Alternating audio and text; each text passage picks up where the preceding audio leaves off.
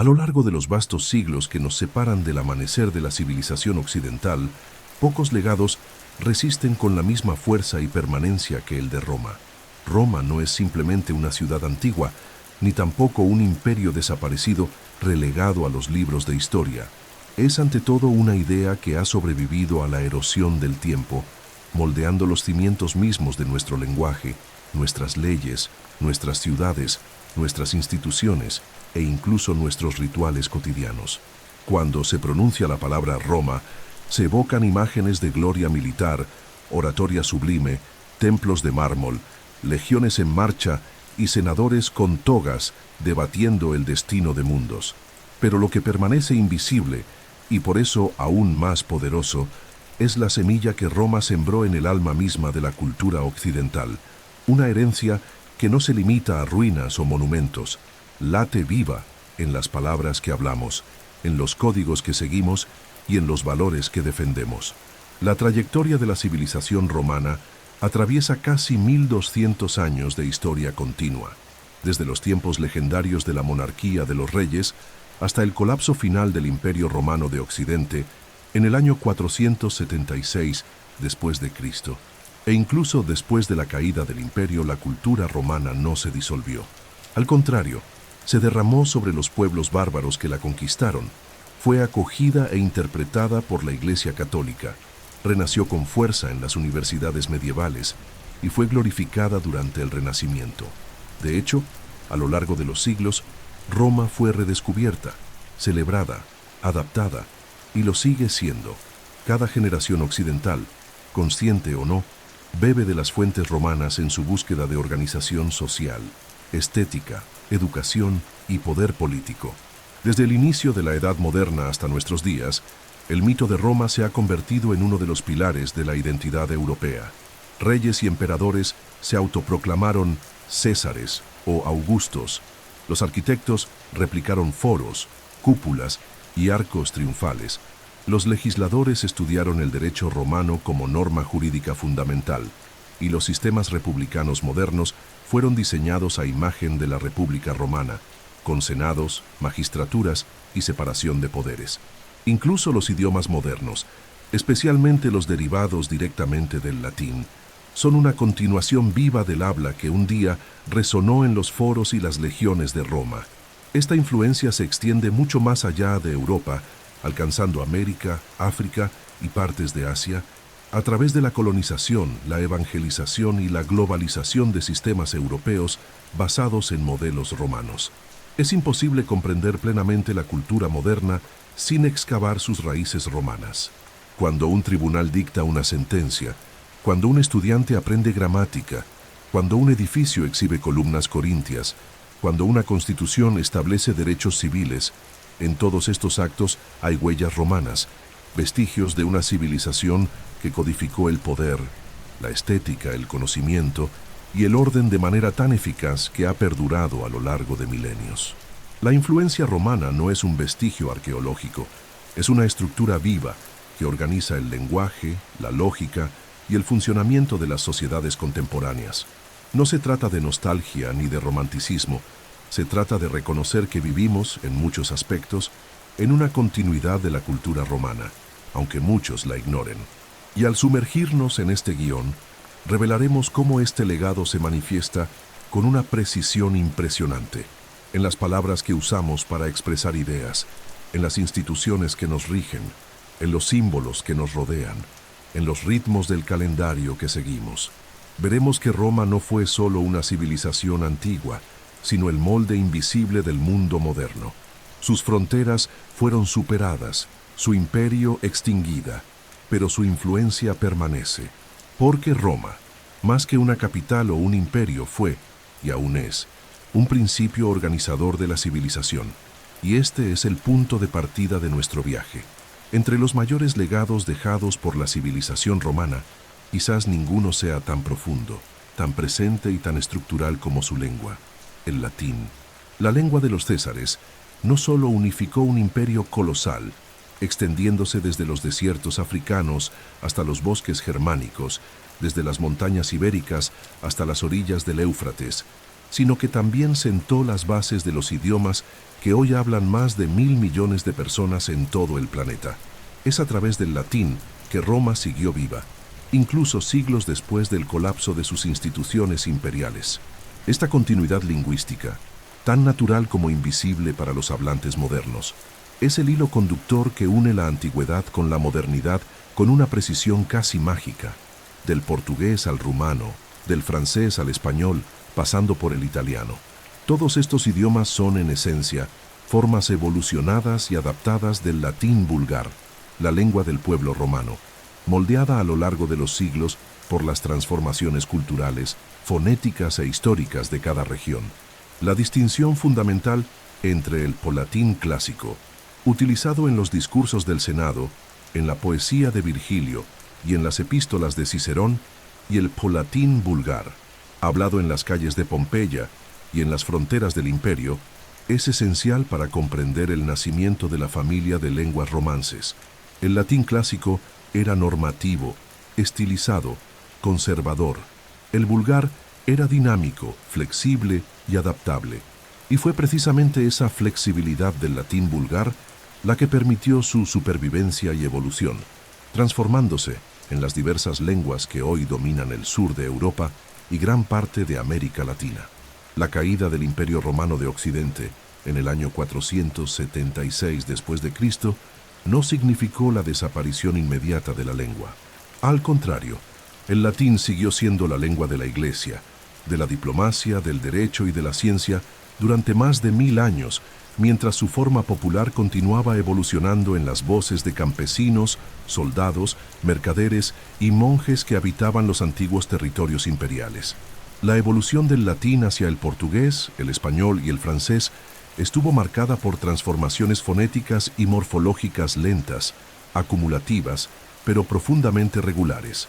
La palabra latina aqua se convirtió en agua en español, agua en portugués y o en francés, todas formas distintas, pero con una raíz común. Del mismo modo, domus, que significaba casa, dio origen a domicile en francés, domo en italiano y domicilio en portugués. La propia estructura de la frase, el uso de artículos definidos, el orden sujeto-verbo-objeto y los sistemas de conjugación verbal basados en raíces latinas fueron heredados directamente de la lengua madre. Pero esta herencia no es solo formal, es también cultural, porque el vocabulario romano portaba los conceptos del mundo romano. Al heredar el latín, heredamos también la forma en que los romanos nombraban y entendían la realidad.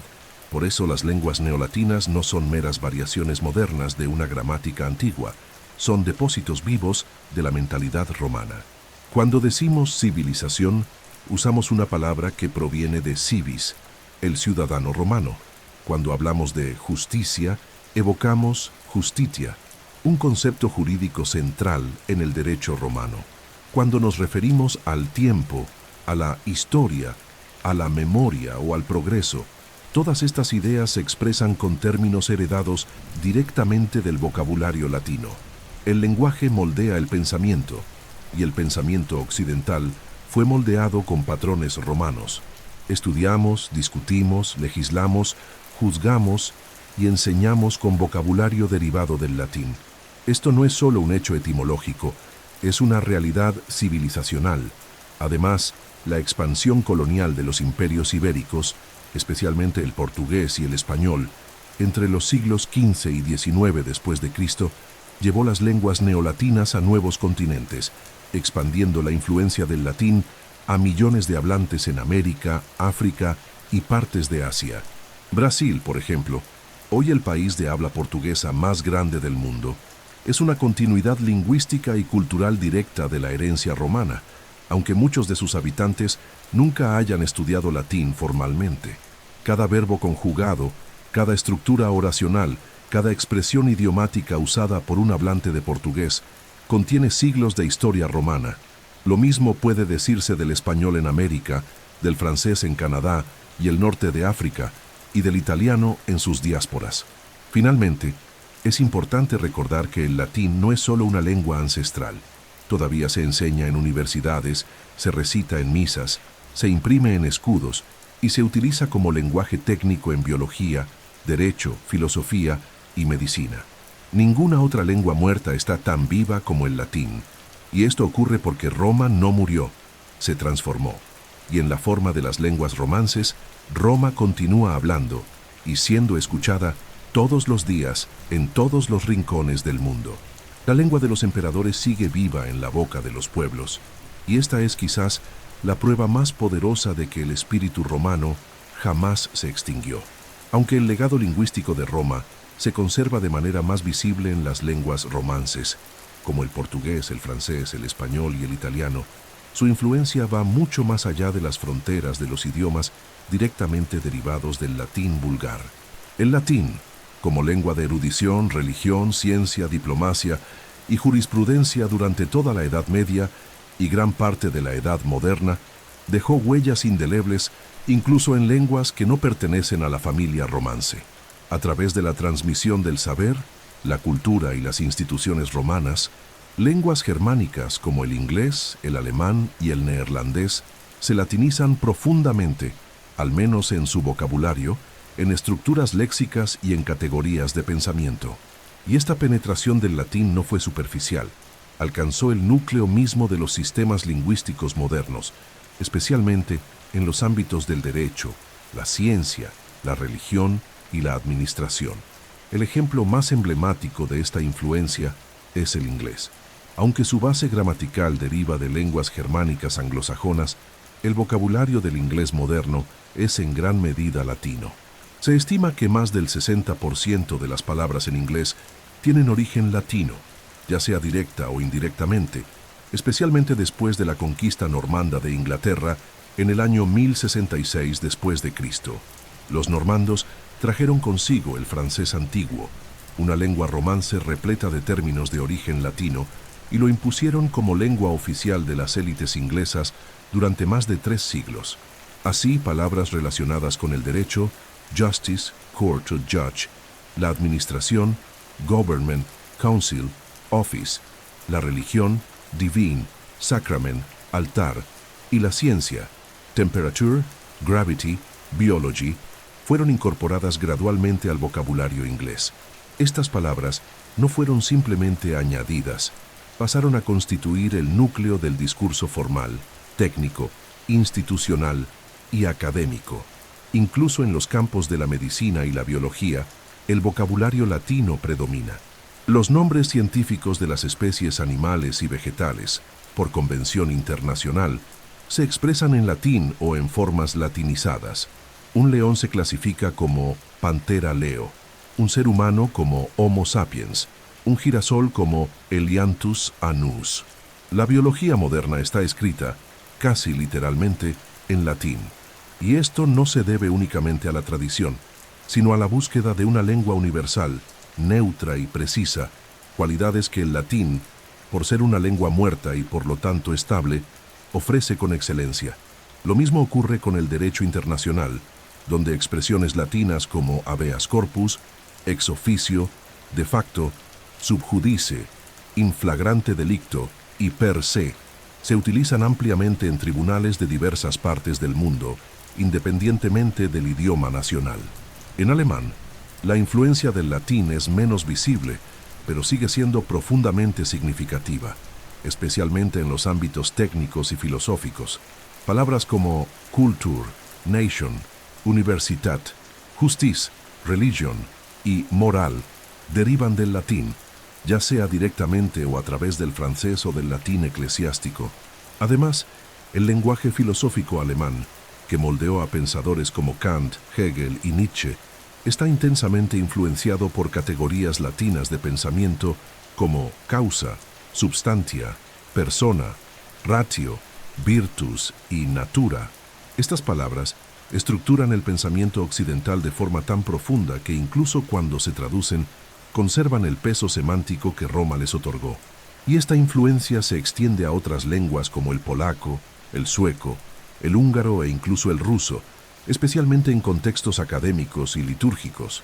Incluso en idiomas con alfabetos distintos, como el griego moderno, el árabe o el ruso cirílico, encontramos vestigios del latín en préstamos lingüísticos recientes, provenientes de la ciencia, la medicina, la política y el derecho internacional.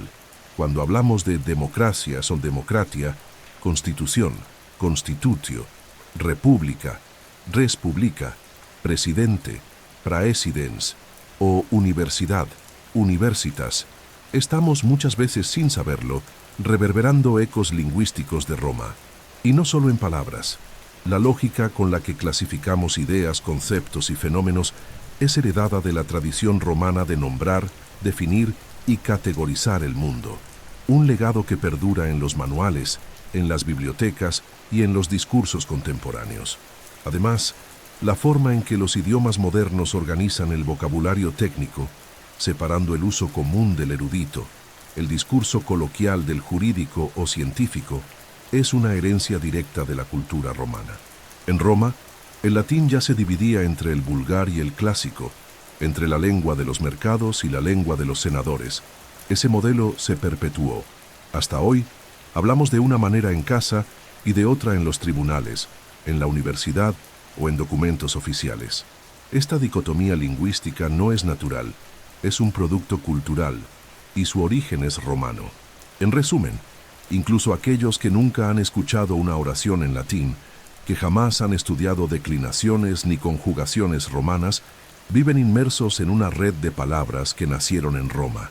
El vocabulario que usamos para pensar, legislar, curar, enseñar y gobernar sigue estando arraigado en el latín. Y esa influencia, aunque silenciosa, es una de las manifestaciones más poderosas de la permanencia romana en el mundo contemporáneo. Roma sigue hablando, no solo en las lenguas que de ella descienden, sino en todas aquellas que la estudiaron, la imitaron y la absorbieron. El latín no es solo la lengua de un pueblo extinto, es el esqueleto invisible de las palabras que construyen nuestro pensamiento. Al examinar la persistencia de la antigua Roma en el mundo moderno, es común centrar la atención en monumentos, instituciones o leyes. Sin embargo, existe un ámbito en el que el legado romano se manifiesta de forma casi imperceptible, pero profundamente influyente: la estructura gramatical y sintáctica de las lenguas modernas. Roma no solo nos legó palabras, nos enseñó a articular ideas. Al modelar el latín como una lengua altamente lógica, flexible y sistemática, los romanos crearon una arquitectura lingüística tan sólida que sus cimientos aún sostienen la forma en que nos comunicamos en el presente. No se trata únicamente del vocabulario que heredamos, sino de la manera misma en que organizamos el pensamiento verbal, de cómo conectamos sujeto, verbo y complemento, de cómo calificamos, subordinamos, contrastamos, enumeramos y justificamos argumentos en una frase. El latín era, por excelencia, una lengua de estructura clara y función bien definida. Su sistema de casos, nominativo, genitivo, dativo, acusativo, ablativo y vocativo, permitía una flexibilidad sintáctica notable, ya que la posición de las palabras en la oración era menos relevante que el papel gramatical que desempeñaban, identificado por sus terminaciones. Un sujeto podía aparecer al final de la frase, un objeto directo al principio, sin que se perdiera el sentido, porque cada palabra llevaba consigo su identidad funcional. Esto exigía del hablante una organización mental precisa y una conciencia constante de la lógica interna del enunciado. Cuando los casos comenzaron a desaparecer con la evolución del latín vulgar hacia las lenguas romances, ese sistema fue sustituido por un orden de palabras más rígido y por el uso intensivo de preposiciones. Pero la lógica estructural permaneció. Sujeto, verbo, complemento se convirtió en la norma, y los papeles sintácticos pasaron a estar indicados no por las desinencias, sino por la posición y las partículas auxiliares. Esa transición dio origen a un modelo sintáctico que aún domina gran parte de las lenguas occidentales modernas. En portugués, por ejemplo, usamos estructuras como el hombre vio al perro, donde el orden determina el sentido, y esa estructura refleja directamente la simplificación del antiguo modelo latino. La lógica para construir oraciones subordinadas, el uso de conjunciones como porque, aunque, a fin de que, en caso de que y por tanto, tiene raíces claras en la tradición latina, especialmente en los textos jurídicos y retóricos. Palabras como subordinado, conjuntivo, condicional, relativo y modal Son todas categorías gramaticales heredadas de la reflexión lingüística romana, iniciada por gramáticos como Donato y Prisciano, cuyas obras fueron copiadas y estudiadas durante siglos en monasterios medievales y universidades renacentistas. El impacto de la gramática latina no se limitó a las lenguas neolatinas. La propia idea de que una oración debe tener sujeto, verbo y predicado es una abstracción heredada de las gramáticas romanas, que a su vez se inspiraron en modelos griegos clásicos, pero que los adaptaron con rigor práctico romano. La tradición gramatical de Occidente fue escrita en latín y basada en el análisis del latín.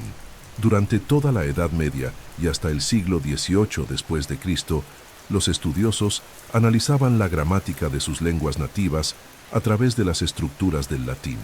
El inglés, el alemán, el neerlandés. Todos estos idiomas fueron comprendidos, organizados y enseñados con base en las categorías gramaticales latinas, y esto aún se refleja en la terminología moderna. Hablamos de caso nominativo en alemán, de acusativo en ruso, de conjugación verbal en francés, de declinación en latín y griego, todos conceptos romanos que han atravesado los siglos. Otro reflejo de esta herencia está en la construcción lógica de la argumentación escrita. La manera en que organizamos ensayos, informes jurídicos, textos académicos e incluso discursos sigue una tradición romana. Introducción, desarrollo y conclusión son ecos lejanos de la estructura de los discursos latinos, como los de Cicerón y Quintiliano. La propia retórica, entendida como el arte de persuadir mediante la palabra, era un componente esencial de la educación romana, y su influencia sobrevive hoy en manuales de redacción, estructuras periodísticas y modelos argumentativos del mundo occidental. Cuando usamos expresiones como en primer lugar, por consiguiente, en conclusión o segundo punto, estamos empleando conectores lógicos creados o sistematizados por los romanos. Además, la norma culta de las lenguas modernas se define casi siempre con base en parámetros heredados del latín clásico. La idea de corrección lingüística, la distinción entre lo popular y lo erudito, la noción misma de gramática normativa, todo esto se desarrolló a partir de la veneración por la forma clásica del latín. Al establecer un patrón fijo e ideal de lengua, Roma creó el embrión de lo que hoy llamamos gramática escolar.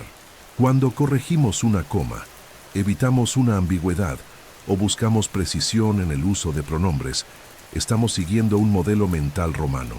E incluso quienes jamás estudiaron latín formalmente siguen, por inercia cultural, los principios que los romanos establecieron hace más de 2000 años. Por lo tanto, al hablar, escribir, leer o incluso pensar lingüísticamente, estamos pisando sobre las sendas gramaticales que Roma pavimentó. Las estructuras sintácticas que nos parecen naturales, obvias o inevitables, son en realidad construcciones culturales heredadas. El latín enseñó a Occidente a organizar ideas con claridad, elegancia y precisión. Y ese legado está tan arraigado en la lengua moderna que pasa desapercibido, como el aire que respiramos. Pero está allí, en cada oración subordinada, en cada período compuesto, en cada lógica argumentativa. Roma no solo nos dejó palabras, nos dejó la forma de usarlas. Pocos legados romanos han moldeado tan profundamente el mundo moderno como el derecho. Roma, más que cualquier otra civilización de la antigüedad, comprendió que el poder solo se sostiene con legitimidad cuando está respaldado por un sistema jurídico coherente, racional y duradero. Y fue precisamente esa racionalización de las relaciones humanas, el intento de transformar conflictos en normas, costumbres en códigos, lo que convirtió al derecho romano en el fundamento de la organización civil de los pueblos occidentales. A lo largo de más de 1000 años de historia, los romanos construyeron, adaptaron y consolidaron un cuerpo legal que no solo reguló los vastos territorios del imperio, sino que también sobrevivió a su caída y continuó guiando la vida pública y privada de los europeos durante siglos, influyendo directamente en las constituciones modernas, los códigos civiles y la propia noción de justicia tal como la entendemos hoy. El punto de partida de esta construcción monumental fue la Lex Duodecim Tabularum, o Ley de las 12 Tablas, compilada a mediados del siglo V a.C. Grabada en bronce y expuesta en el Foro Romano, esta primera codificación escrita del derecho romano establecía principios jurídicos básicos accesibles a todos los ciudadanos, una verdadera revolución democrática para su época. Por primera vez, el derecho dejaba de ser monopolio de sacerdotes y aristócratas y se convertía en dominio público. Las 12 tablas trataban temas como la propiedad, los contratos, la herencia, la familia y las penas, estableciendo las bases para el posterior desarrollo del derecho civil romano. Esta estructura fundacional reflejaba el espíritu práctico de los romanos, reglas claras, predecibles, basadas en la realidad cotidiana y en la idea de equidad. A medida que el imperio se expandía, el derecho romano también evolucionaba. Se promulgaban nuevos estatutos, los magistrados generaban jurisprudencia y los jurisconsultos, expertos en derecho, redactaban tratados y dictámenes que interpretaban y sistematizaban la aplicación de las normas. El resultado fue un cuerpo legal complejo, pero increíblemente organizado, que permitía la convivencia entre tradición e innovación, entre costumbre y codificación, entre norma y excepción. Durante el período clásico, entre los siglos I a.C. y III después de Cristo, el derecho romano alcanzó un grado de sofisticación impresionante, con principios que aún hoy orientan los sistemas jurídicos de buena parte del mundo. La noción de pacta sunt servanda, los contratos deben cumplirse, el concepto de persona jurídica, los derechos sucesorios, los principios de buena fe en los negocios, la responsabilidad civil, la presunción de inocencia e incluso la idea de que nadie puede ser juzgado 2 veces por el mismo delito, fueron todos formulados por los juristas romanos.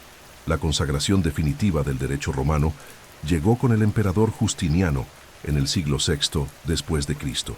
En uno de los mayores emprendimientos jurídicos de la historia, Justiniano ordenó la compilación de todo el derecho romano existente hasta entonces, reuniendo leyes, decretos, dictámenes e interpretaciones en una obra monumental, el Corpus Juris Civilis, o Cuerpo del Derecho Civil. Esta codificación, compuesta por el Códex, las instituciones, las novelas y el digesto, se convirtió en la base de la enseñanza jurídica en toda Europa medieval y renacentista.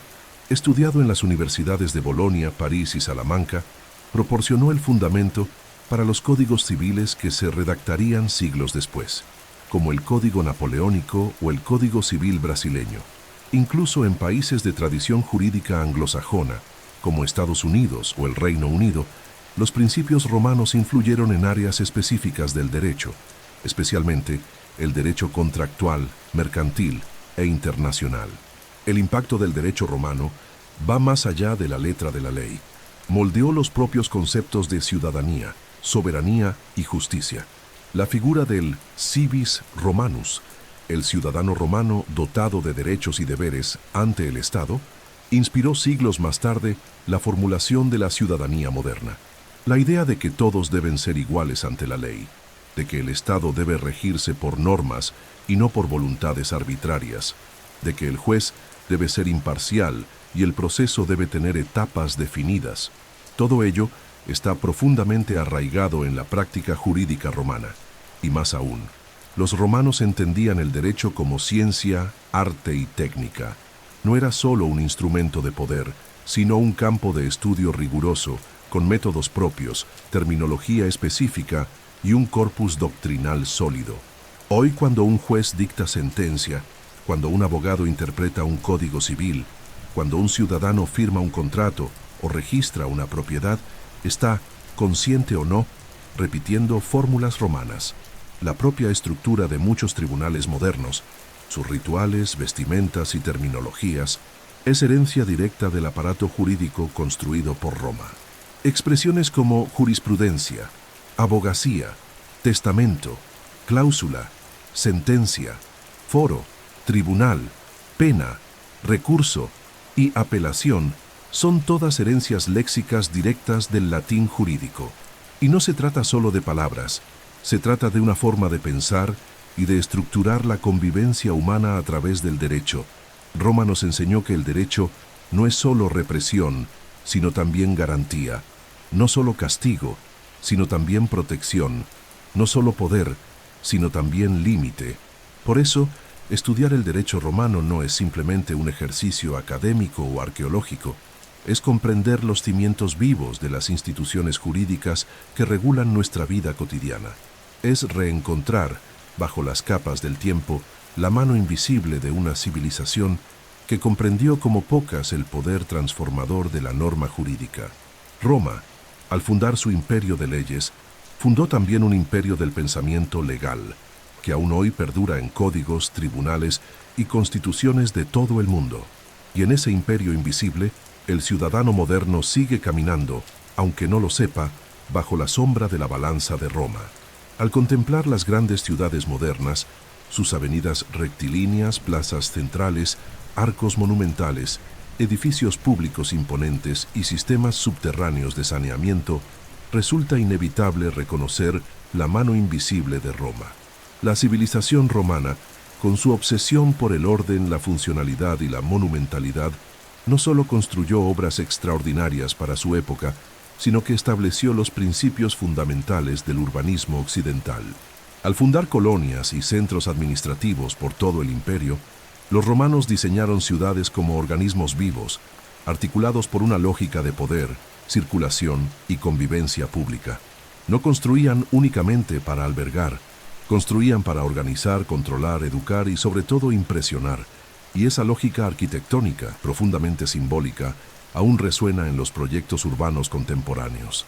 Cada capital moderna que ostenta un parlamento con columnas corintias, cada plaza simétrica, rodeada de edificios institucionales, cada arco triunfal, atravesado por multitudes, todo ello constituye un homenaje, consciente o no, a la Roma eterna. El plano básico de las ciudades romanas era una verdadera firma imperial. En casi todos los rincones del imperio, desde Britania hasta Siria, desde Germania hasta Egipto, los romanos replicaron el modelo de urbanismo ortogonal basado en dos ejes principales, el Cardo Maximus, en sentido norte-sur, y el Decumanus Maximus, en sentido este-oeste. El punto de intersección de estos ejes albergaba el foro, el corazón cívico de la ciudad.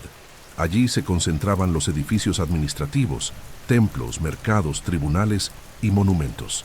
Alrededor del foro, los romanos organizaban barrios residenciales, termas, teatros, anfiteatros, acueductos y muchas veces murallas con torres de vigilancia.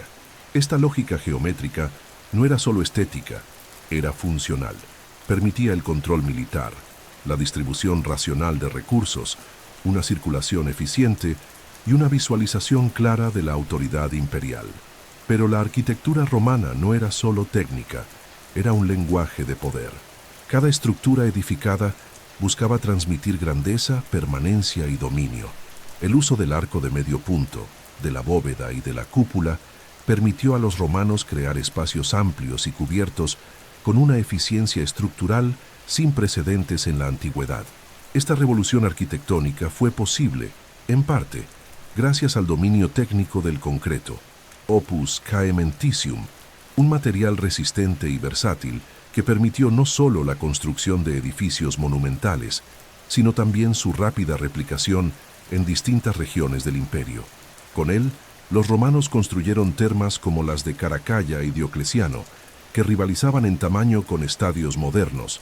Levantaron cúpulas como la del Panteón, que con más de 40 metros de diámetro permaneció durante siglos como la mayor del mundo, y erigieron anfiteatros como el Coliseo, capaz de albergar a más de 50.000 espectadores con una ingeniería de acceso que inspiraría a los estadios contemporáneos. Igualmente impresionante era la funcionalidad urbana que acompañaba a estos monumentos. Los romanos diseñaban sus ciudades con sistemas de alcantarillado subterráneo, como la Cloaca Máxima en Roma, pavimentación de las vías públicas con pendiente para el drenaje del agua, fuentes alimentadas por acueductos que recorrían decenas de kilómetros, además de barrios residenciales planificados según la clase social, el comercio y el acceso a la administración.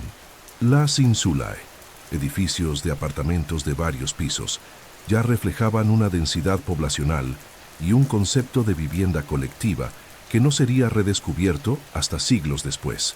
El urbanismo romano era a la vez pragmático y simbólico. Cada estructura, del templo al mercado, de la vía a la muralla, existía para afirmar el ideal de civilización romana frente al caos bárbaro. Y ese modelo, con sus formas y funciones, no desapareció con la caída del Imperio Romano de Occidente. Fue absorbido por la cristiandad medieval, que adaptó las basílicas romanas como iglesias, mantuvo el uso de los foros como centros administrativos y preservó las rutas públicas como ejes comerciales. En el Renacimiento, arquitectos como León Battista Alberti y Andrea Palladio no solo estudiaron las ruinas romanas, copiaron, reinterpretaron y sistematizaron sus principios. El neoclasicismo del siglo XVIII después de Cristo, que dominó las capitales europeas y americanas, fue una declaración explícita de fidelidad a la estética romana. Palacios legislativos con frontones triangulares, columnatas dóricas en tribunales, cúpulas inspiradas en el Panteón sobre universidades y parlamentos. Incluso Brasilia, la capital futurista de Brasil diseñada por Lúcio Costa y Oscar Niemeyer, debe su organización axial, monumental y simbólica al urbanismo romano reinterpretado por el modernismo. Hoy, al caminar por Washington, París, Berlín, Buenos Aires o incluso por barrios centrales de Sao Paulo y Río de Janeiro, encontramos edificios públicos que reverberan el lenguaje de Roma. La simetría de las plazas, la jerarquía de los edificios, los pedestales con estatuas, los arcos conmemorativos, todo remite al vocabulario arquitectónico y a la lógica espacial de los antiguos ingenieros romanos. Y esta influencia va más allá de la forma, alcanza el significado. Una plaza central sigue siendo para nosotros el espacio de la ciudadanía, del debate, de la reunión política, como lo era el foro. Un tribunal está diseñado para ser monumental, no solo por estética, sino para inspirar respeto, como en los templos de la justicia romana. La ciudad moderna es todavía, en muchos aspectos, una Roma invisible. En síntesis, la arquitectura y el urbanismo que hemos heredado de los romanos no constituyen solo una estética preservada. Son una forma de pensar el espacio público, de estructurar la convivencia social, de dar forma física a los ideales de orden, jerarquía, funcionalidad y poder. Roma enseñó a Occidente que construir es más que levantar muros, es proyectar ideas en el espacio. Y esas ideas siguen siendo habitadas, recorridas y contempladas por millones de personas cada día. Donde quiera que una ciudad se organice con eje cívico, monumentalidad simbólica y racionalidad espacial, Roma sigue viva, en piedra, concreto y pensamiento. Al rastrear las raíces de los regímenes democráticos modernos, tarde o temprano volvemos la mirada hacia la Roma republicana. Siglos antes del surgimiento del parlamentarismo británico, de la Revolución Francesa o de la Constitución de los Estados Unidos de América, los romanos ya habían concebido una estructura de gobierno compleja, equilibrada y profundamente articulada. Entre los siglos VI y I a.C., Roma se destacó por erigir una república basada en instituciones que combinaban, de forma extraordinaria, elementos de la monarquía, la aristocracia y la democracia. Esta tripartición del poder, admirada por filósofos como Polibio y Cicerón, influiría profundamente en los fundadores de los estados modernos. Cuando hoy observamos parlamentos bicamerales, elecciones periódicas, separación de poderes y mecanismos de control institucional, es inevitable reconocer los ecos de la República Romana latiendo bajo la superficie de las democracias contemporáneas.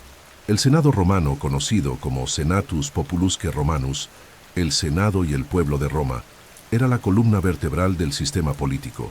Compuesto por miembros de la élite aristocrática, los senadores ejercían funciones deliberativas, legislativas, consultivas e incluso diplomáticas. Aunque su autoridad no era ejecutiva, su influencia sobre los magistrados y la política exterior era inmensa. Esta idea de un consejo de ancianos, con mandatos vitalicios y un rol moderador sobre el poder ejecutivo, fue ampliamente imitada a lo largo de la historia. El propio nombre Senado fue adoptado por numerosas naciones, desde el Senado estadounidense hasta el francés, pasando por el Senado Federal brasileño, como símbolo de sabiduría, estabilidad y ponderación política. Otro aspecto fascinante de la República Romana era el sistema de magistraturas anuales y colegiadas, en el que los principales cargos del Estado eran ocupados por ciudadanos elegidos con mandatos breves y frecuentemente compartidos con un colega de igual autoridad. Los cónsules, por ejemplo, lideraban el gobierno y el ejército, pero siempre en pareja para evitar abusos de poder. Esta desconfianza institucionalizada hacia la concentración de autoridad inspiró siglos después los mecanismos modernos de control y equilibrio entre los poderes ejecutivo, legislativo y judicial.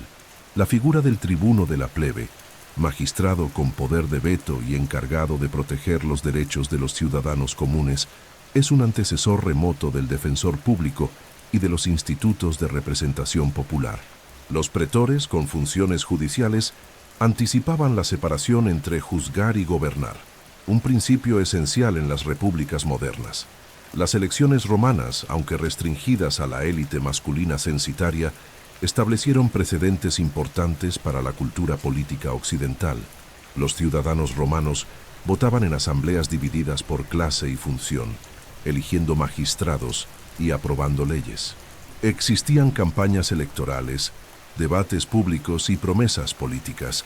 Aunque todo ello operaba dentro de una lógica aristocrática, la idea de participación cívica activa nació allí. La propia noción de res publica, la cosa pública, el bien común, representaba un concepto fundamental que resistiría al tiempo. El Estado no pertenece a un soberano, sino a la colectividad de los ciudadanos. Este ideal, revivido durante el Renacimiento y la Ilustración, se convirtió en el núcleo del republicanismo moderno.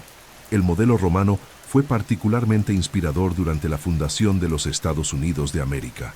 Los padres fundadores, hombres profundamente versados en historia clásica, modelaron su sistema político a partir de la estructura republicana romana. El Congreso de los Estados Unidos, compuesto por la Cámara de Representantes y el Senado, refleja la división entre el pueblo y la élite, mientras que la presidencia, limitada por mandatos y sujeta a un sistema de frenos y contrapesos, es una reinterpretación moderna del consulado romano. Incluso los símbolos visuales del poder, el águila, los faces, haces de varas, los edificios con columnatas y cúpulas y el uso del latín en los lemas nacionales, e pluribus unum, anuit queptis, senatus, son herencias directas de la tradición republicana romana. En la Revolución Francesa, los ideales de libertas, aequitas y civitas fueron redescubiertos como bases de un nuevo orden político. Los revolucionarios se veían a sí mismos como herederos morales de Bruto, Cicerón y Catón, defensores de la República contra los abusos de tiranos y reyes absolutistas. El calendario revolucionario, los tribunales populares, la glorificación de la virtud cívica e incluso los nombres de plazas y calles, como Plaza de la República o Avenida Cónsul, eran intentos de rescatar el espíritu romano. En el Brasil del siglo XIX después de Cristo, con la proclamación de la República, se invocó nuevamente el modelo romano como paradigma de modernidad, ciudadanía y justicia. La Constitución republicana de 1891 después de Cristo se inspiró directamente en los modelos estadounidense y francés, ambos herederos del sistema romano. Incluso hoy, el ideal de república como espacio de leyes, participación ciudadana y limitación del poder remite al legado romano. Aún en sistemas parlamentarios o presidencialistas, la esencia de lo que Roma construyó permanece viva. Mandatos electivos, representación política, división de competencias, responsabilidad pública y la idea de que gobernar es servir a la res publica. No es casualidad que políticos, jueces, abogados y constitucionalistas sigan estudiando el derecho romano y las instituciones de la República como fundamentos teóricos e históricos del orden democrático moderno. Roma no inventó la democracia tal como la concebimos hoy, pero le dio al mundo una forma estable, duradera y replicable de gobierno mixto, con frenos y contrapesos, que todavía sustenta la arquitectura institucional de las naciones libres. En última instancia, lo que Roma nos legó fue más que estructuras, fue una mentalidad política.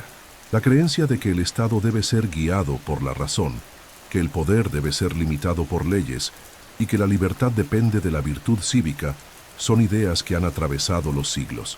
Roma construyó senados, palacios y foros, pero también construyó ideas, y esas ideas siguen rigiendo el mundo moderno, tanto en los palacios de gobierno como en los discursos de las plazas. La República Romana, aunque extinta, nunca ha dejado de existir, porque vive donde quiera que el pueblo y la ley comparten la soberanía. Entre todas las expresiones de la genialidad romana, pocas son tan vastas, ricas e influyentes como su literatura. El latín, lengua de mando y de administración, se convirtió también en vehículo de belleza, reflexión, emoción y eternidad. De hecho, junto con la herencia griega, la literatura latina constituye uno de los pilares más duraderos de la cultura occidental, y no solo por la estética de los versos o por la elocuencia de los discursos, sino porque los textos romanos moldearon la forma en que escribimos, argumentamos, narramos y concebimos la condición humana. La tradición literaria de Roma no es una reliquia, es una corriente viva que se extiende desde los versos de Virgilio, Horacio y Ovidio, pasando por Cicerón, Séneca y Tácito, hasta alimentar, siglos después, las grandes producciones del Renacimiento, la modernidad e incluso la actualidad. En la antigua Roma, la literatura no era un entretenimiento marginal, era el núcleo de la formación del ciudadano culto. El dominio de la oratoria y la retórica era una virtud cívica y una exigencia política. No se trataba solo de dominar palabras, sino de saber usarlas para persuadir, mandar e inspirar. Autores como Cicerón elevaron la retórica latina a un nivel de precisión y belleza que todavía hoy se estudia en las escuelas de Derecho y Filosofía.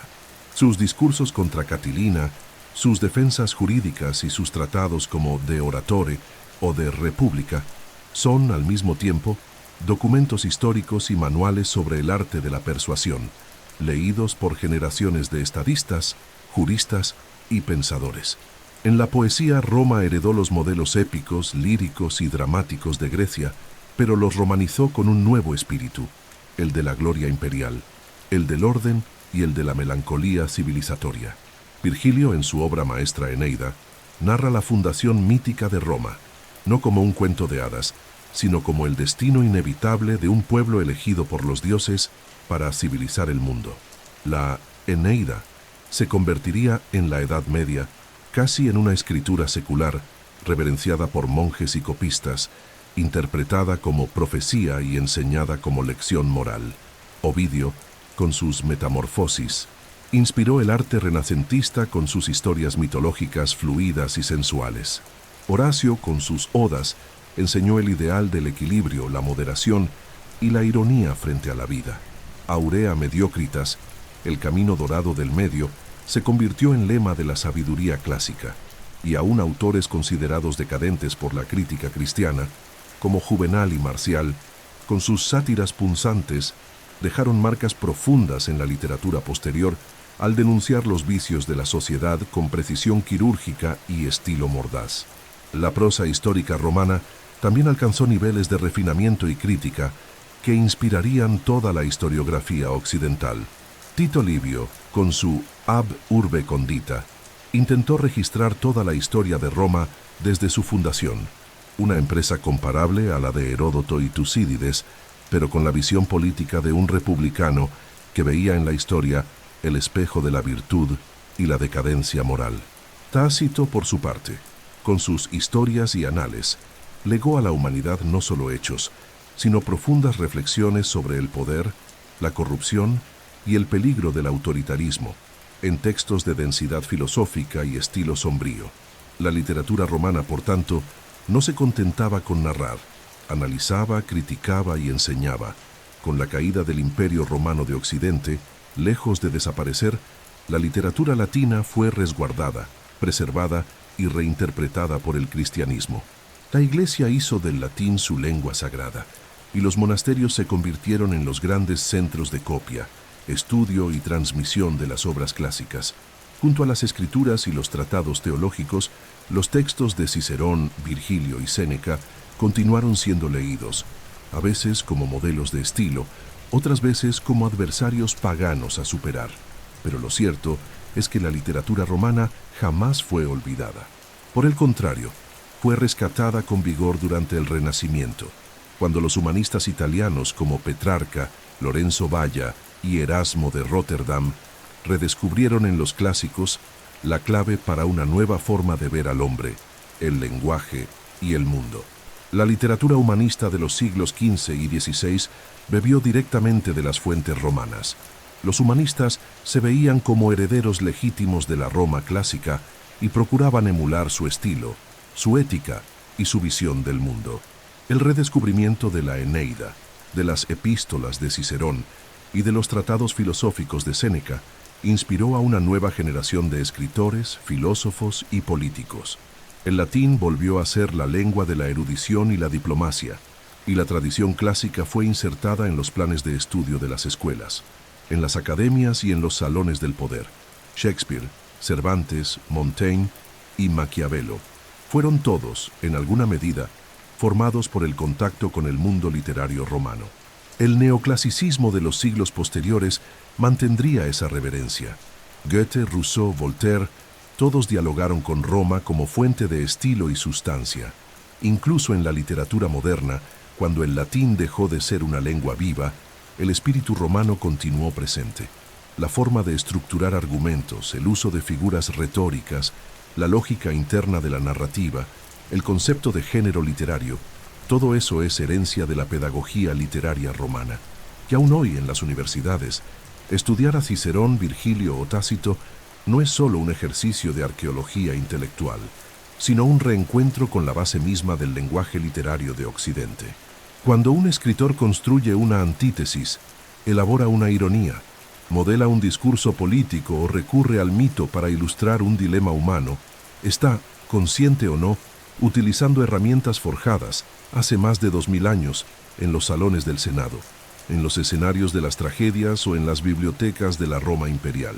Por tanto, la literatura romana no es un vestigio de un pasado remoto, es el cimiento vivo de la escritura occidental.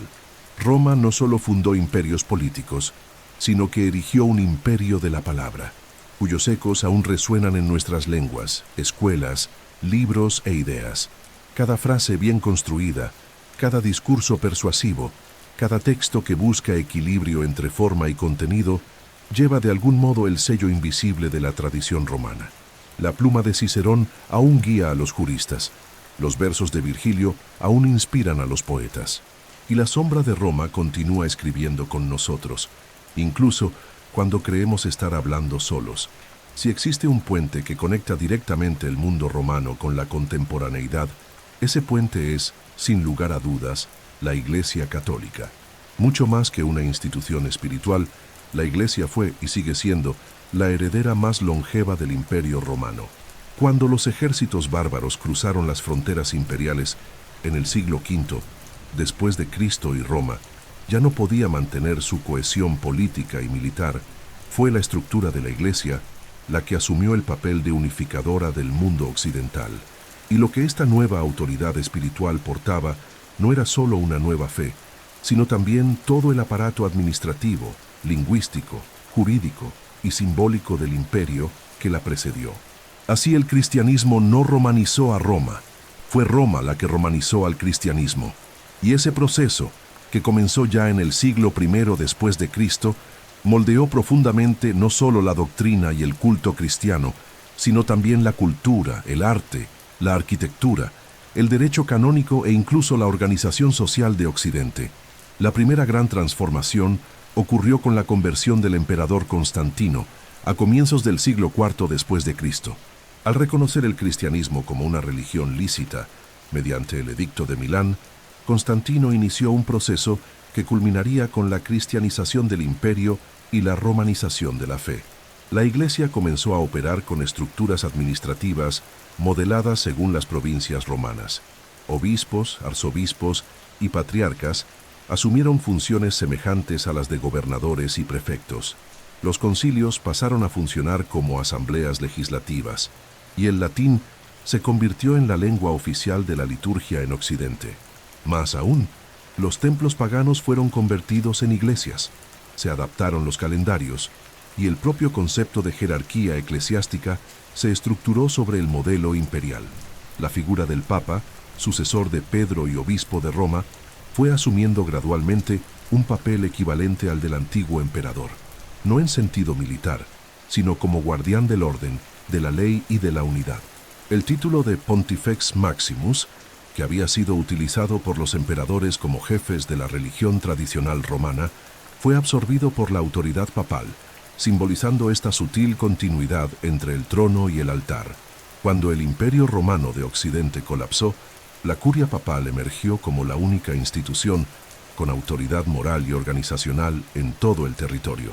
A lo largo de la Edad Media, la Iglesia se convirtió en la guardiana del idioma latino, de las tradiciones clásicas y de la administración territorial. Monasterios, catedrales y universidades conservaron los manuscritos de Cicerón, Virgilio, Boecio y Agustín, manteniendo viva la llama de Roma en medio de la oscuridad de la fragmentación política. La liturgia cristiana, a su vez, fue moldeada según rituales profundamente romanos.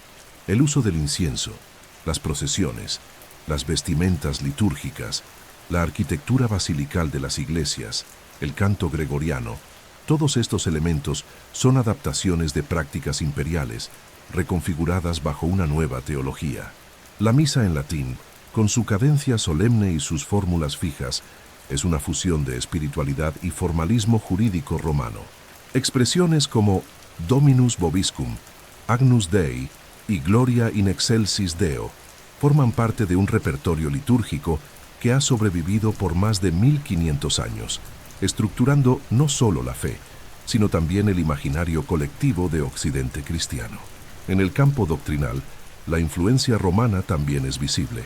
La teología latina, forjada por pensadores como Tertuliano, Ambrosio, Jerónimo y sobre todo Agustín, fue escrita en latín y pensada dentro de los parámetros del racionalismo romano. El derecho canónico, base legal de la Iglesia, se organizó a imagen del Corpus Juris Civilis de Justiniano, adaptando principios romanos de sucesión, propiedad, matrimonio y autoridad a la nueva realidad eclesiástica. Incluso hoy, los códigos de la Iglesia Católica siguen utilizando terminología y lógica romana en su elaboración. La propia estructura de enseñanza teológica, dividida en dogma, moral, exégesis y derecho, remite a la división funcional y disciplinaria del saber practicada en las escuelas romanas tardías. Durante los siglos medievales, la Iglesia fue el mayor agente de preservación de la memoria romana.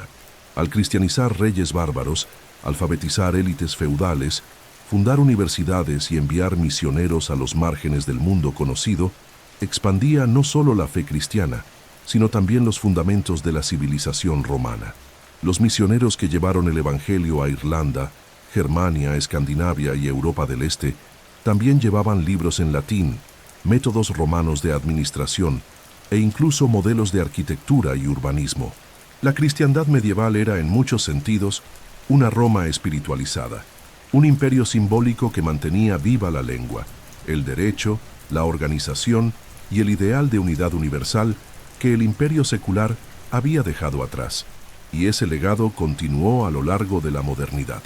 La propia Reforma protestante, al criticar la autoridad papal, hizo uso de conceptos jurídicos romanos. El Concilio de Trento, en el siglo XVI después de Cristo, reafirmó la liturgia latina y la tradición doctrinal basada en los antiguos modelos romanos. Hasta hoy, el Vaticano mantiene el latín como lengua oficial y muchos de sus documentos se redactan siguiendo la tradición de la retórica clásica. La monumentalidad de la Basílica de San Pedro, el uso del título pontífice, el calendario litúrgico y los ceremoniales papales son todos herederos directos del protocolo imperial romano. Así, al mirar a la Iglesia, no vemos solo una religión, vemos a Roma renacida con vestiduras sagradas. La cátedra de Pedro se convirtió en el nuevo trono de los Césares, la misa en el nuevo foro, la curia en el nuevo senado, y el latín en la lengua eterna de un imperio que nunca desapareció, solo se transformó. Roma, al fusionarse con el cristianismo, encontró la eternidad que tanto había buscado. Porque mientras exista un altar, una oración en latín, una encíclica papal o una catedral inspirada en el orden clásico, Roma seguirá presente, invisible, pero inevitable, como el alma viva de una civilización que jamás dejará de existir. Si Roma moldeó el pasado y estructura silenciosamente el presente institucional y cultural de Occidente, también reina, con vigor y dramatismo, sobre el imaginario colectivo contemporáneo. Películas, series, cómics, videojuegos, novelas históricas, esculturas de museo e incluso eslóganes publicitarios llevan la presencia simbólica de Roma como una referencia estética, narrativa y emocional. El Imperio Romano, con su aura de gloria y decadencia, honor y traición, mártires y tiranos, se ha convertido en un reservorio inagotable de significados dramáticos. Y es precisamente ese poder mitológico lo que hace que Roma esté tan presente en la cultura pop. Es la historia elevada a la categoría de leyenda, el pasado transformado en espectáculo, donde hay coronas de laurel, columnas de mármol, armaduras doradas o multitudes rugiendo en anfiteatros. También está la evocación directa de Roma como símbolo universal de poder y tragedia. El cine fue, quizás, el primer vehículo moderno que mitificó a Roma para las masas.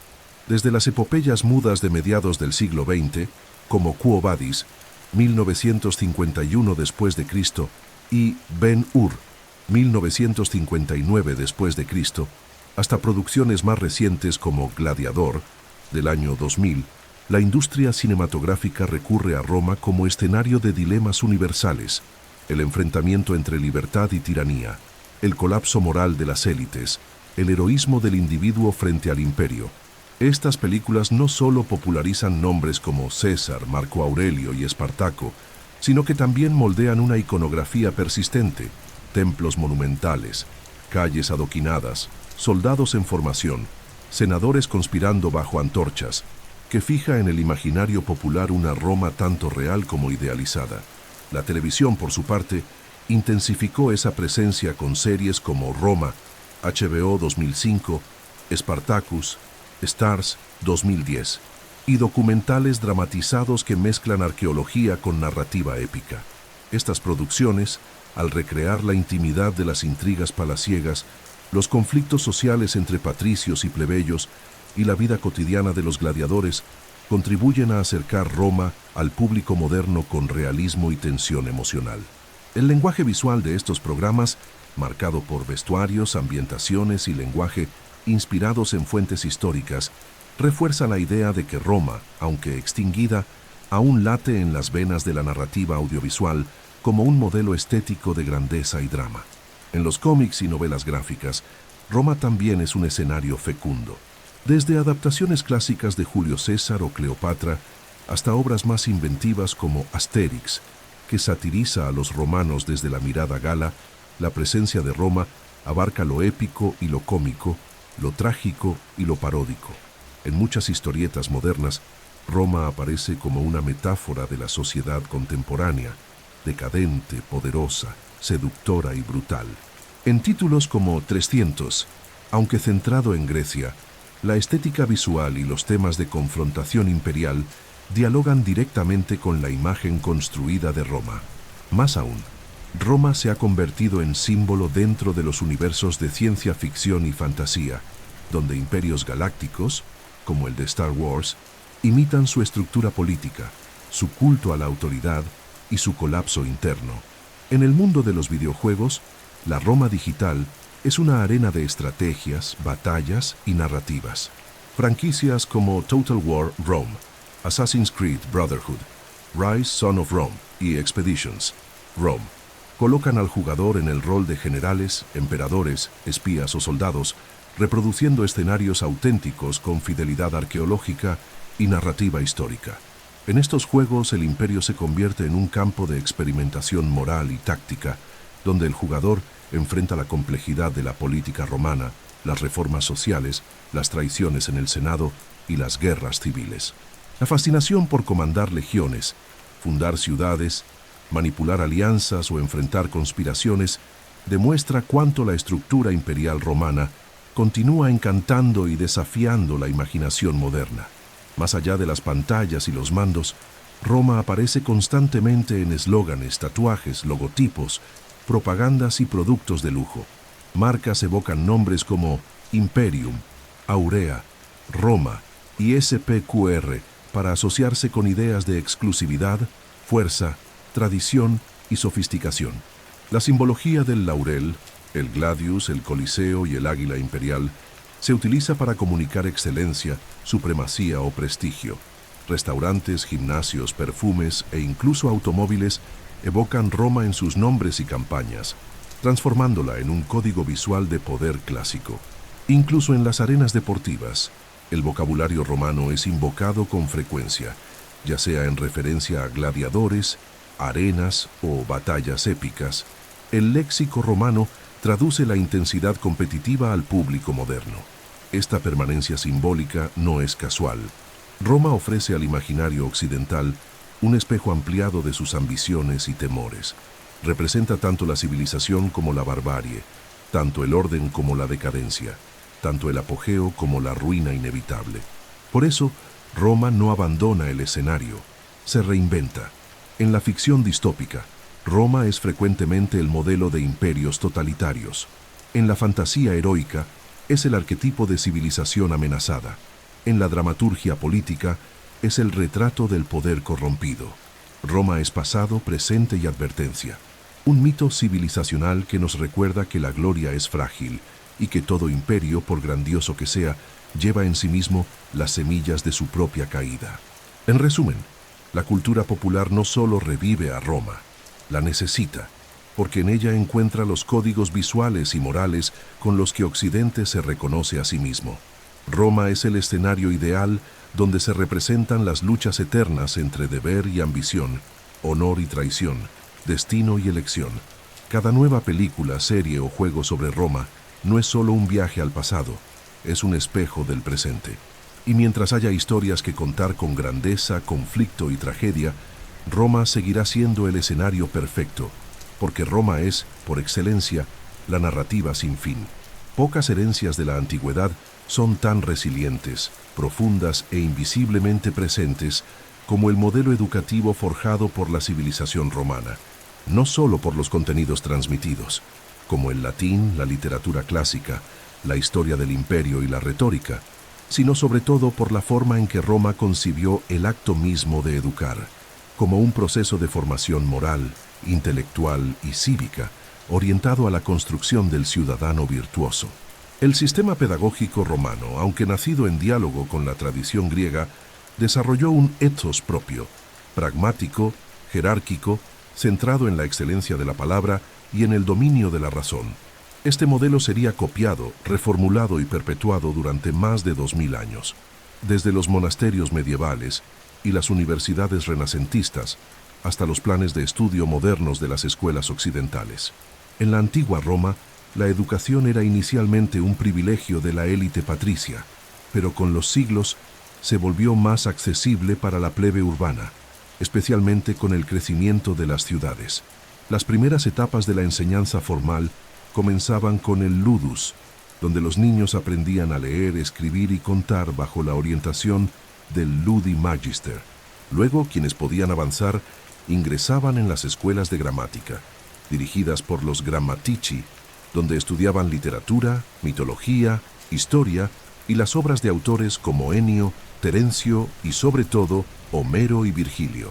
Pero la cima de la formación romana se alcanzaba con el estudio de la retórica, bajo la tutela de los retores, donde los jóvenes aprendían a argumentar, debatir, organizar discursos y emocionar a las multitudes, habilidades esenciales para la vida pública y para el ejercicio político en la República y el Imperio. Esta estructura tripartita, lectura, literatura, retórica, fue tan eficaz que atravesó los siglos prácticamente intacta. En la Edad Media, los monasterios cristianos preservaron y replicaron este modelo, ahora orientado a la formación del clero y de la élite nobiliaria. El trivium, compuesto por gramática, lógica y retórica, y el quadrivium, aritmética, geometría, música y astronomía, Organizaban los estudios en las escuelas monásticas y catedralicias, sirviendo de preparación para estudios superiores en teología, derecho o medicina. Y la base de todo era el latín, no solo como lengua sagrada, sino como medio de acceso al saber. Saber latín era, hasta el siglo XIX después de Cristo, condición indispensable para participar plenamente en la vida intelectual europea. Y eso porque Roma hizo del latín no solo un idioma, sino un instrumento de civilización. La valoración de los llamados clásicos, obras de autores latinos como Virgilio, Ovidio, Horacio, Cicerón, Tito Livio y Tácito, también es una herencia directa del modelo educativo romano. Estas obras no se leían solo por su contenido, se imitaban, se recitaban, se analizaban estilísticamente y se copiaban como modelo de elegancia, precisión y nobleza de pensamiento. La educación humanista del Renacimiento se basó en este principio. Petrarca, Erasmo, Montaigne, entre muchos otros, veían en los clásicos romanos la máxima expresión del genio humano, la medida de la excelencia retórica, ética y filosófica. Y al fundar escuelas, bibliotecas y universidades, estructuraron el currículo en torno a estas referencias. La figura del hombre culto, del ciudadano ilustrado, era inseparable de la lectura y dominio de los autores romanos. Ese ideal fue transmitido a las universidades modernas. En instituciones como Oxford, Cambridge, la Sorbona o Salamanca, durante siglos, el estudio del latín y la literatura romana fue obligatorio. Incluso en los Estados Unidos, donde predominaba un espíritu pragmático y científico, las liberal arts siempre incluyeron el aprendizaje de la cultura clásica. En Brasil, el latín formó parte de los planes de estudios secundarios hasta mediados del siglo XX, y muchos profesores de letras, filosofía y derecho se formaron en la lectura directa de Cicerón, Séneca y Virgilio. La pedagogía moderna, incluso cuando ya no lo explicita, aún conserva la estructura del razonamiento romano: introducción, desarrollo, conclusión, argumentación clara, vocabulario técnico, clasificación sistemática del saber. Todo eso es Roma en acción. Y más aún, Roma legó al mundo la propia idea de currículo, de jerarquía entre disciplinas, de evaluación por mérito y de formación progresiva por etapas. La palabra disciplina, que usamos para referirnos a ramas del saber, proviene directamente del latín disciplina, que significaba al mismo tiempo enseñanza, orden y obediencia. La palabra alumno, que en latín significaba hijo adoptivo o protegido, revela el rol del maestro como figura casi paterna, responsable no solo de instruir, sino de moldear el carácter. Incluso los títulos académicos, magíster, doctor, profesor, tienen su origen directo en las prácticas educativas romanas y medievales. La educación romana también influyó en la manera en que concebimos el papel del conocimiento en la vida pública. Para los romanos, formarse no era solo una conquista personal, era un deber cívico. Un ciudadano bien formado debía saber hablar en el Senado, juzgar en los tribunales, legislar con justicia, escribir con claridad y pensar con lógica. Esta visión del saber como instrumento de servicio público fue heredada por la tradición ilustrada y por la idea moderna de ciudadanía activa. Cuando hoy se habla de formar ciudadanos críticos, enseñar a argumentar, valorar el humanismo, no hacemos más que traducir con palabras nuevas un ideal que ya movía a los educadores de Roma hace más de 2000 años. Por lo tanto, la escuela moderna, incluso en sus formas más tecnológicas, aún camina sobre los cimientos de la antigua Roma. El aula como espacio jerárquico, la pizarra como centro de atención, la lectura de textos clásicos, la redacción de disertaciones, la práctica de debates, todo ello lleva, en su esencia, el ADN pedagógico romano. Roma no solo nos enseñó a construir caminos, acueductos o leyes, nos enseñó a pensar, a aprender y a enseñar. Y mientras haya un maestro explicando un texto, un alumno redactando un argumento o una escuela buscando formar ciudadanos conscientes, Roma estará presente. Invisible pero insustituible. Es fácil reconocer la grandeza de Roma en los monumentos preservados, en las obras literarias, en las leyes y en los sistemas de gobierno. pero quizá el aspecto más sorprendente del legado romano sea su presencia silenciosa, continua y casi invisible en nuestros hábitos más cotidianos, en acciones simples y repetidas, como firmar un contrato, brindar con una copa, marcar una fecha en el calendario, usar un anillo de bodas o incluso llamar persona a un amigo. Estamos, sin darnos cuenta, repitiendo costumbres romanas que se han incorporado a la cultura occidental a lo largo de los siglos. Roma vive, no solo en los libros o en las películas, sino en la estructura de nuestro día, en las ceremonias sociales, en los ritos civiles, en las palabras que usamos, en las formas en que celebramos, en los modos en que honramos e incluso en la manera en que enterramos a nuestros muertos. Comencemos por algo tan rutinario como la idea misma de un nombre. Los romanos ya utilizaban un sistema de identificación que incluía el praenomen, nombre personal, el nomen, nombre de la gens o clan, y el cognomen, apellido o apodo distintivo, modelo que inspiraría los nombres compuestos modernos. La firma de documentos formales, la importancia del apellido para determinar pertenencia social y familiar, e incluso la creación de títulos y cargos honoríficos son prácticas heredadas directamente de ese sistema nominal. El uso de sellos, anillos con escudos, firmas estilizadas y juramentos sobre documentos oficiales también se remonta a la práctica romana de autenticar y formalizar actos jurídicos y cívicos. El gesto de brindar, alzar la copa en honor a alguien antes de beber, es otro vestigio directo de los banquetes romanos, donde se realizaban ofrendas simbólicas a los dioses o se bebía en nombre de la salud y la vida de los presentes. La propia palabra salud, pronunciada al brindar en varios idiomas, conserva el eco del salus romano, que significaba tanto salud física como salvación espiritual. El acto de ofrecer flores en funerales, el uso de lápidas con inscripciones latinas, los ritos de cremación o entierro organizados por familias e instituciones, todo ello sigue patrones funerarios romanos adaptados al cristianismo y transmitidos hasta hoy en las tradiciones occidentales. La práctica de usar anillos como símbolo de compromiso también es una tradición romana.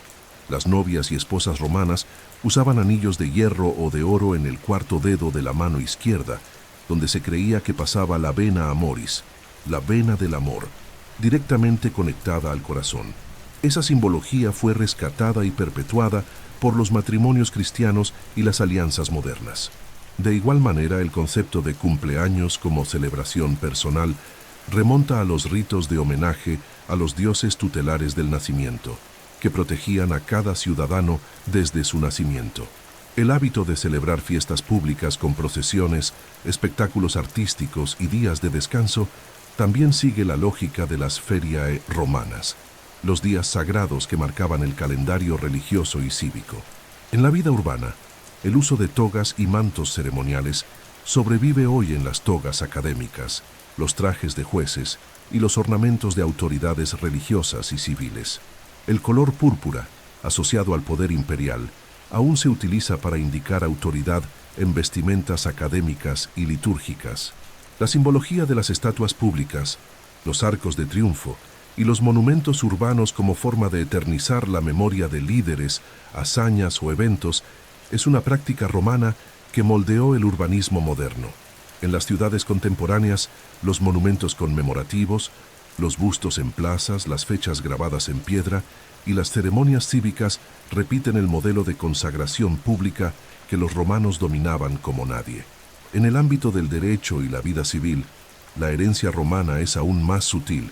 El uso de testamentos, la práctica de adopciones legales, la institución de la herencia, la celebración de contratos por escrito, el concepto de propiedad privada e incluso la existencia de documentos notariales son todos elementos nacidos en el suelo jurídico romano que atravesaron siglos hasta incorporarse a los sistemas legales modernos.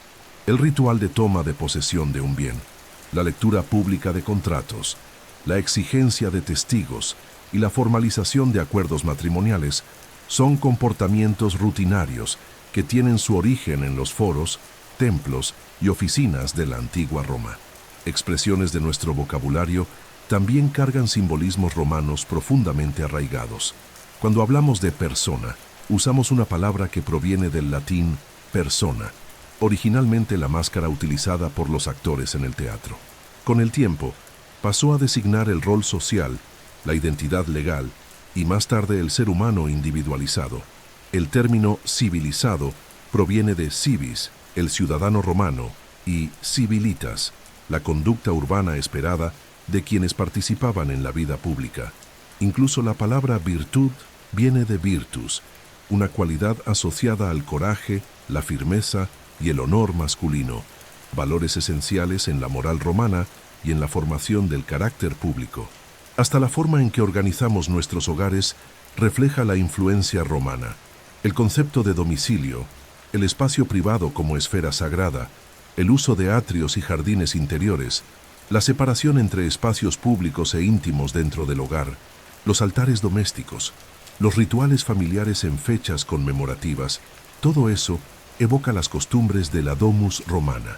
La centralidad de la mesa de comedor como símbolo de reunión familiar, la disposición ceremonial de los lugares en la mesa, el hábito de recitar palabras antes de la comida como forma de bendición o gratitud, son vestigios de los ritos domésticos romanos que sobreviven en innumerables tradiciones occidentales. Por lo tanto, mientras muchos asocian Roma con estatuas antiguas o ruinas imponentes, es en lo cotidiano donde se manifiesta su presencia más intensa y duradera. Cada gesto formal, cada rito social, cada pequeño detalle civilizatorio es una nota de esa sinfonía cultural que Roma legó al mundo. Y quizá sea precisamente esa invisibilidad la que confiere al legado romano su fuerza más poderosa. No se impone, moldea, no se yergue como una estatua, sino que acompaña como una sombra, discreta y constante, cada paso de la civilización occidental. Roma vive en nosotros, no porque la celebremos con pompa, sino porque la repetimos sin darnos cuenta. Desde los mármoles blancos de los foros imperiales hasta las cúpulas doradas de las catedrales cristianas, Roma transformó el arte en lenguaje de poder, eternidad e identidad. La civilización romana no solo absorbió los modelos artísticos de Grecia, los reinterpretó, los adaptó y los difundió por todo el imperio con una intencionalidad que iba más allá de lo estético. El arte romano era político, teológico, didáctico y monumental. Sus columnas narrativas, sus retratos idealizados, sus mosaicos palaciegos y sus esculturas triunfales no buscaban únicamente la belleza, sino la fijación simbólica de la gloria, la virtud y la autoridad. Y fue este principio, el del arte como forma de eternizar el poder y comunicar valores civilizacionales, el que moldeó toda la trayectoria del arte occidental, desde el Renacimiento hasta el neoclasicismo, desde el barroco católico hasta el academicismo del siglo XIX después de Cristo. El retrato romano es quizá una de las mayores innovaciones en el campo de la escultura.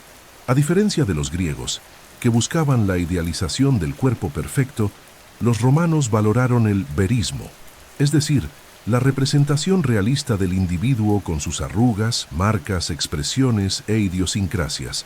Las estatuas de senadores, magistrados e incluso emperadores no eran simples representaciones formales, eran monumentos a la trayectoria política de un hombre, a su gravitas, a su contribución a la res publica. Al multiplicar los bustos por todo el imperio, Roma creó un modelo de culto a la imagen del líder, que luego sería replicado por monarcas, papas y presidentes. Cuando hoy vemos bustos en plazas, retratos oficiales en tribunales o monedas acuñadas con el rostro de jefes de Estado, estamos en realidad ante la continuidad directa del retrato romano. En las artes monumentales, Roma innovó al crear narrativas visuales de larga duración. La columna de Trajano, por ejemplo, en Roma, con sus más de 200 metros de friso en espiral, narra de forma continua y meticulosa las campañas del emperador en Dacia. Esta fusión entre arte y narrativa inspiraría, muchos siglos después, los ciclos pictóricos renacentistas, los frescos barrocos e incluso las historietas modernas. Los romanos comprendían que el arte podía contar historias, legitimar el poder y enseñar al pueblo. Sus arcos de triunfo, como los de Tito y Constantino, fusionaban arquitectura, escultura y retórica visual para eternizar la victoria y la grandeza de Roma. Esta fórmula, monumento, narrativa, símbolo, se repitió a lo largo de la historia en portales, pórticos, murales y paneles conmemorativos de todas las naciones occidentales. Los mosaicos en romanos, presentes en palacios, termas, villas e incluso casas modestas, también desempeñaban un papel central en la ambientación estética y simbólica de los espacios. Con sus escenas mitológicas, retratos, animales y alegorías, los mosaicos no eran meramente decorativos, eran declaraciones de pertenencia cultural y estatus. Las técnicas desarrolladas por los romanos, con uso de teselas de vidrio, piedra y cerámica, fueron preservadas por los bizantinos y más tarde inspiraron desde los pavimentos de iglesias góticas hasta los vitrales de las catedrales renacentistas. La pintura romana, aunque menos preservada que la escultura, revela un mundo de color, sombra y perspectiva que sorprende por su sofisticación. En Pompeya y Herculano, ciudades preservadas por la erupción del Vesubio en el año 79 después de Cristo, se encontraron pinturas murales con escenas de paisajes, mitología, retratos y arquitectura ilusoria. Estas obras demuestran que, siglos antes de Giotto y Leonardo da Vinci, los romanos ya experimentaban con profundidad, volumetría y composición espacial.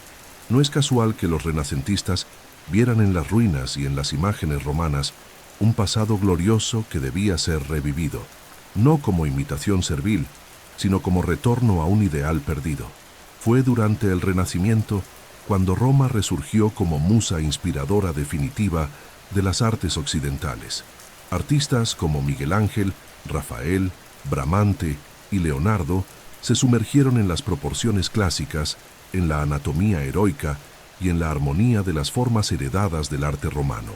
La propia concepción de la belleza, como equilibrio, proporción y racionalidad, fue romanizada, y con el neoclasicismo del siglo XVIII después de Cristo, Roma se convirtió en el canon.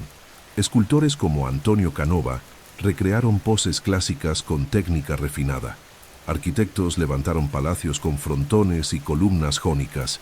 Pintores representaron césares, vestales y batallas como metáforas morales y políticas. El arte romano también influyó profundamente en los espacios sagrados.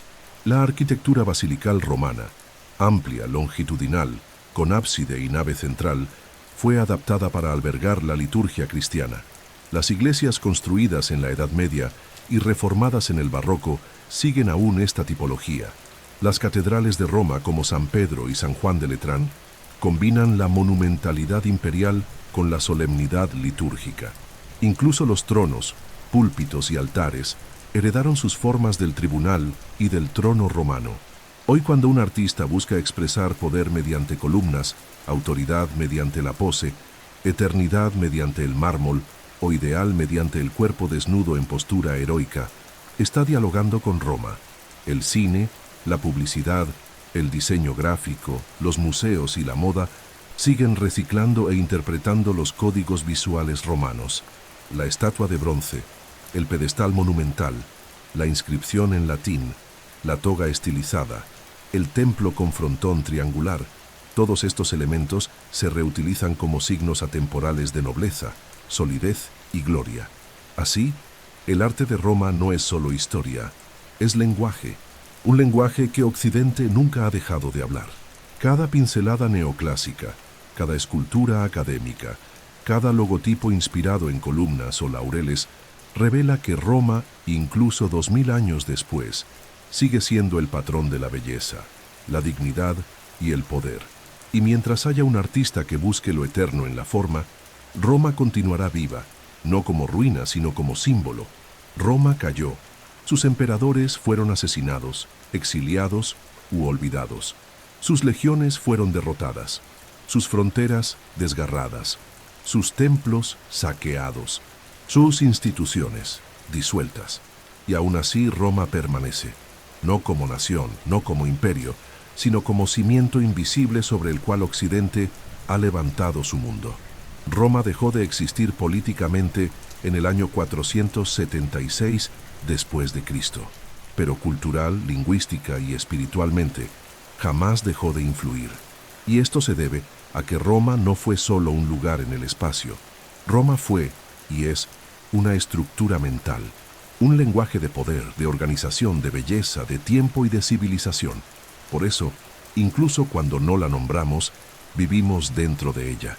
Y más aún, el legado romano no es una herencia estática, es un código que el mundo sigue descifrando, reinterpretando y reproduciendo, siglo tras siglo. La longevidad del legado romano no se explica únicamente por la fuerza de sus instituciones o por la amplitud de su influencia territorial. Se explica sobre todo porque Roma supo transformar ideas en sistemas, valores en prácticas, mitos en modelos. Al construir acueductos, también construía permanencia. Al legislar, también establecía principios universales. Al enseñar latín, también enseñaba lógica, orden, forma. Al retratar a sus emperadores, también moldeaba arquetipos del poder. Roma pensaba en grande, pero también pensaba en duradero. Y esa durabilidad atravesó el colapso de las estructuras imperiales, la cristianización de Europa, el Renacimiento, la modernidad y ahora la era digital. En la era de las inteligencias artificiales, de las redes sociales, de los algoritmos y de la globalización en tiempo real, Roma sigue entre nosotros, no en legiones marchando, sino en constituciones escritas, en códigos civiles, en rituales de Estado, en palabras cotidianas, en monumentos urbanos, en calendarios escolares, en cúpulas que coronan parlamentos. Roma está en el modelo de las repúblicas modernas, en la arquitectura de los tribunales, en la liturgia de la iglesia, en la terminología de la ciencia, en el estudio de la literatura, en el diseño de las ciudades. Roma está en las universidades, en las facultades de derecho, en los exámenes de ingreso, en las bibliotecas. Roma está en los ideales de ciudadanía, de deber, de honor, de oratoria, de mérito. Está en la forma en que pensamos el pasado y en cómo soñamos el futuro. Y quizás sea precisamente en el futuro donde Roma esté más presente, porque toda civilización que busca organizarse, que desea legislar, que anhela una arquitectura estable, que valora la memoria y la razón, acaba reencontrándose con Roma. Cuando se funda una nueva república, cuando se redacta una carta de derechos, cuando se proyecta una capital con plazas monumentales y ejes simbólicos, Roma es revisitada. Incluso de forma inconsciente, seguimos usando moldes romanos para estructurar nuestros sueños colectivos. Al fin y al cabo, no hay modelo más completo y probado para pensar el Estado, el lenguaje, la ley y el tiempo. Roma sobrevive porque su estructura es flexible, no exige fidelidad absoluta, permite adaptación. Por eso puede ser católica o laica, clásica o digital, monumental o simbólica. Puede ser evocada por un jurista al citar a Cicerón, por un poeta al parafrasear a Horacio, por un arquitecto al levantar una columna, por un programador al estructurar su código con lógica y orden. Roma hoy es un archivo cultural al que se accede continuamente, por pensadores, artistas, legisladores y ciudadanos. Ya no necesita emperadores. Vive en el código fuente de la cultura occidental, y por eso Roma nunca terminará, porque mientras haya alguien que busque justicia, que ordene el tiempo, que escriba con claridad, que gobierne con equilibrio, que diseñe el mundo con proporción, Roma estará presente, en los pasillos del poder, en los escenarios del teatro, en los altares de la fe, en las aulas, en los libros, en el silencio de las bibliotecas, en el mármol y en la palabra, en el gesto solemne y en la ley escrita. Roma, eternamente viva, no solo en el pasado, sino en el ahora y en lo que aún está por venir.